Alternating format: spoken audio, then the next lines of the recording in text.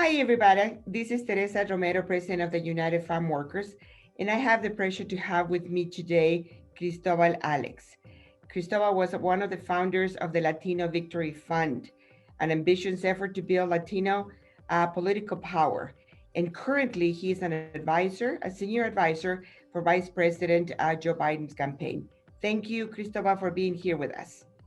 Oh, it's my honor. It's great to see you, and thank you for having me, Teresa. We these are difficult times for our country. I think this election has been one of the most important ones that I can remember, and um, I believe that the Latino participation is it can make a huge difference. Do you believe, or what? Just starting that organization that you started, why do you believe that the power that the Latinos have in doing more in these elections? And I'm glad you asked that. I'll start by saying I really do believe that Latinos have the power to decide this election. Um, if you look at our incredible strength in voting numbers as we grow year after year, and if you look at not just the voting power, but the strength of our community, if you think about our economic power of a community. If Latinos in the country, here in the United States, were a single country, we would be the eighth largest economy in the world. If you look at our public education system, one out of every four kids in school are Latino. I mean, we are the future of this country. And in battleground states around the country that are going to be close come November 3rd, in each of those places, Latinos are the ones who can flex their muscle and decide who the next president is. And we always think about Arizona, incredibly important, and we're on the cusp of making history there. Think about Nevada and all of the many decades of hard work in the labor community, in the Latino community, and immigrant communities to build strength there. Florida, another place where we always think about the Latino vote, but we should also be thinking about the Latino vote in Nebraska. You wouldn't believe it, or maybe you would because you know the community so well, but a lot of folks are surprised when they hear that one of the pathways for us to victory in Nebraska is in South Omaha, where we have such a strong Latino population growing. If you look at North Carolina, the fastest growing demographic, Latino. So around the country, we are ready and poised to make the difference in this election cycle. How do you feel that the Latino community is going to react to this intimidation by people being at the polls, or by the fact that their vote may not count if it's mail, sent by mail? How do you see the response of the Latino community?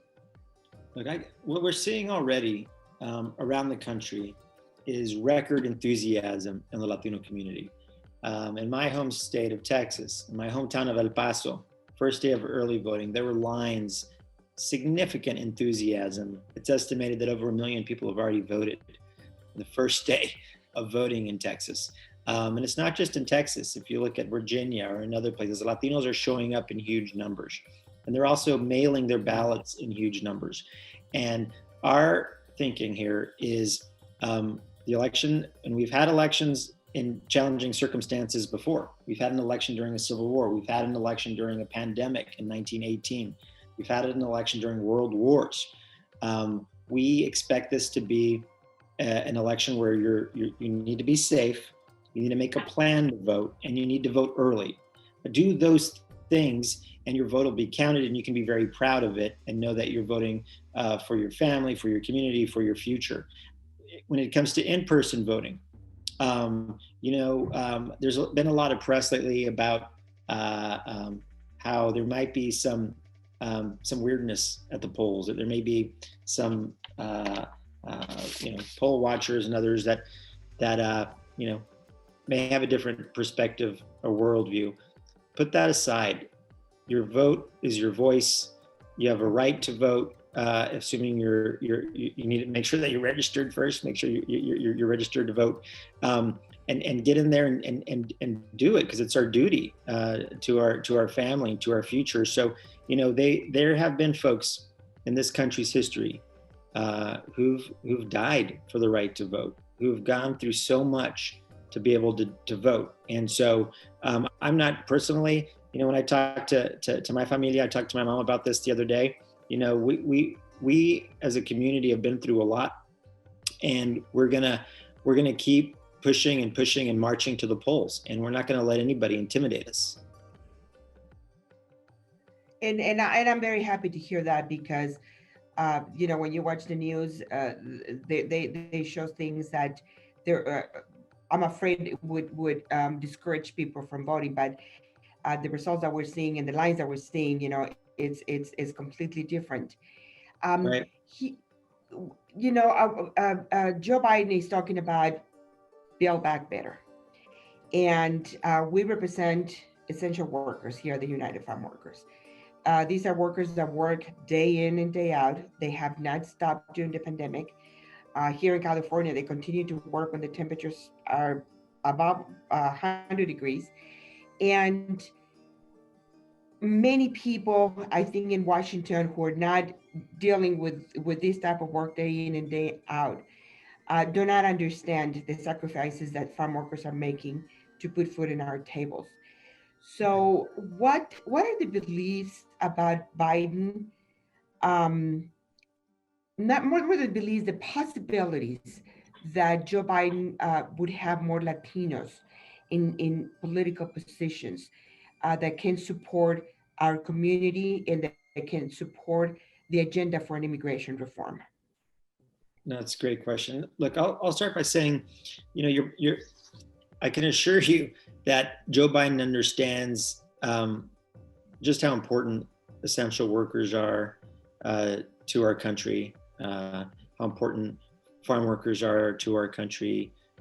He did a town hall for meat packers, and he completely understands and feels the compassion for just how difficult it is for our gente, our comunidad, day in and day out, putting our lives on the line. He was just in Arizona last week. I was with him there. Then we flew together to Nevada to speak directly to Latinos.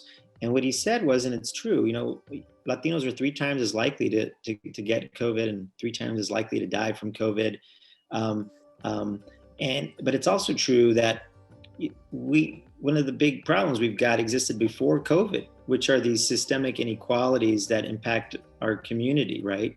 That means protections for our workers. That means at least a minimum wage, making sure that we have good jobs that pay well. Importantly, healthcare. Like all of those things, there are huge disparities there that existed before the pandemic, before COVID, and now they're worse. And it's this big spotlight on them. And so what Joe Biden has said is that, yeah, we need to build back better. And this time when we build back better, we need to make sure that Latinos and everybody else are part of rebuilding this middle class.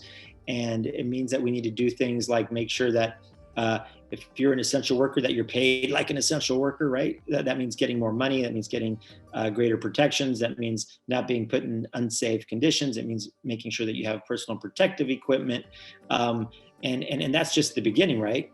We need to also make sure that we're investing in our community. Latinos, we're at the forefront of getting us out of the last recession. If you think about how hard our community works and the leading role that we played then, we also were the hardest hit in the recession. So yeah. We need to make sure that when we're building back better this time, Latinos are at the forefront. And I can assure you, as someone who's worked side by side very closely with Joe Biden before we launched this campaign, he gets where our community is, he gets the needs of our community.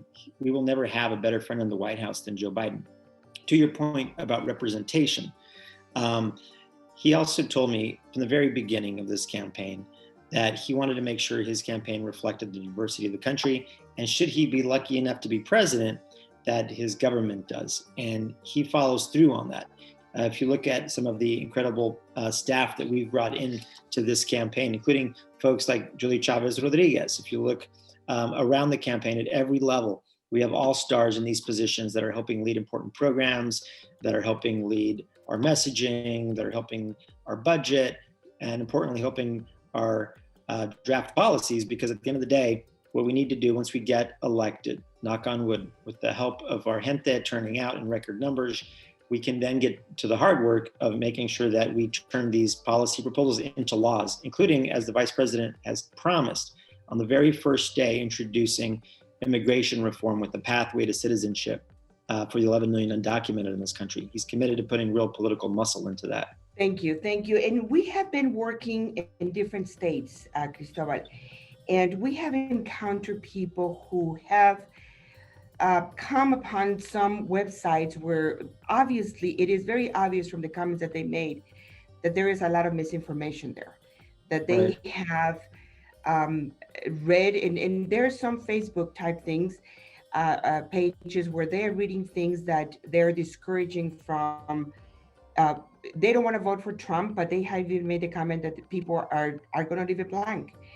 And what websites or apps, or is there anything that we can do to refer people to those websites so they can receive accurate information and not this misinformation that is being um, put out there for everybody? Yeah, I think that's a really great question. What we're seeing is not unlike 2016. There's just a lot of misinformation or disinformation there.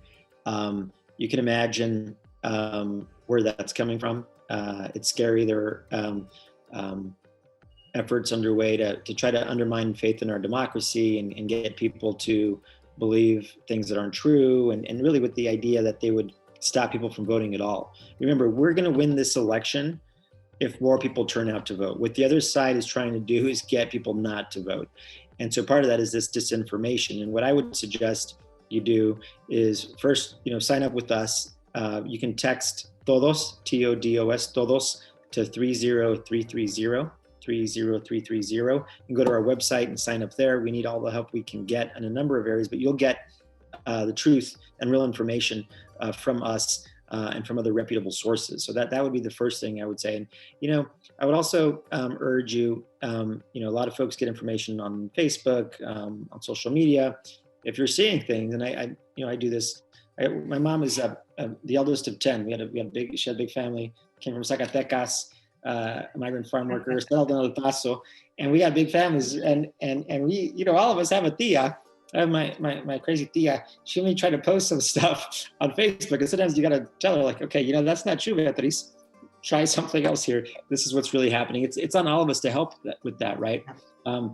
But I would say, what you really want to do, sign up for our information and help us fight the disinformation, because we'll be pushing out accurate stuff so that folks know when to vote, how to vote, all of those things. And the other place to do that is iwillvote.com, or you can go that's what I would say, is go to iwillvote.com. Perfect. And that is so important because, like you said, we hear it every day, misinformation that it wants to discourage voters and Exactly. put doubts in their minds. And that's something that we need to really fight. And if we're So seeing with it you, in Spanish, I'm go sorry, ahead. one last thing. If we're No, seeing no, go ahead. also in Spanish, you can go to voyavotar.com, voyavotar.com, because we've got it in English and in Spanish too. With your experience in campaigns and in engaging our Latino community, what else can we do?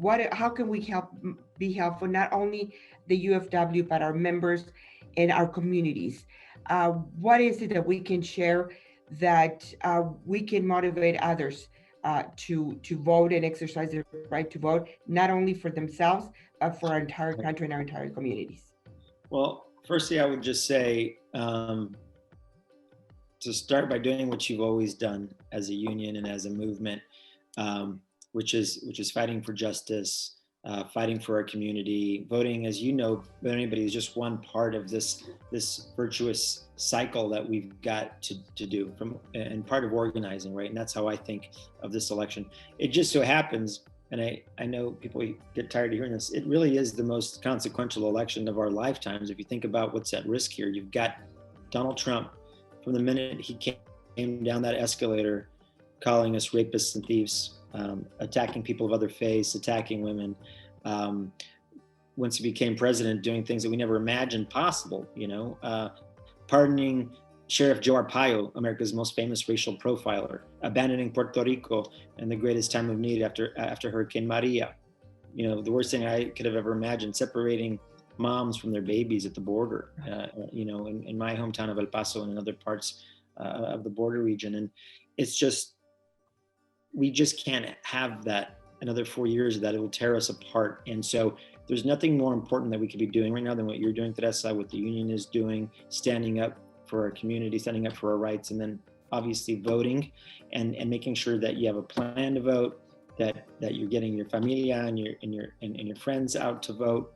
And then after that, rolling up our sleeves to turn this country around and get us back on track. So those are the most important things we could possibly be doing right now. The things that are happening right now in our communities are just something that we cannot continue to endure. And when we think about the families that are being separated, the children that are not with their parents, the essential workers that are not being included in any of these uh, uh, uh, bills from the federal government, is just we need somebody there who's going to represent us, we the people. And we're going to continue working, and we have less than 20 days. So we are full mode campaigning, because although we keep saying it, this is probably the most important election of our lives. So thank you very much, Cristobal, for the work that you're doing. Gracias. We Thank really you. appreciate your efforts and your sacrifices. I know this is not something new to you, and we need to continue engaging people like you, and making sure that young people are engaged and that they're going to be there making the difference. Thank you very much. Thank you. It's an honor to be with you today. Gracias.